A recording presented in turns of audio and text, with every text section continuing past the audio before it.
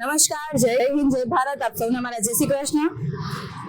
અત્યારે હું આવી છું સિદ્ધાર્થનગર બ્રિજ પર કે જે બ્રિજનું લોકાર્પણ 2 દિવસ પહેલા માનનીય મેયરશ્રી અને તમામ ભાજપના નેતાઓ દ્વારા બ્રિજનું લોકાર્પણ કરવામાં આવ્યું હતું.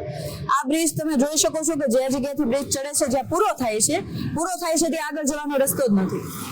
ખરેખર તો રસ્તાઓ હોવા જોઈએ, કઈ બાજુ જવું એ પણ આપણે વિચારવું પડે, એવા રસ્તાઓ હોવા જોઈએ. એના બદલે બ્રિજ ઉતરે છે ત્યાં રસ્તાઓ નથી.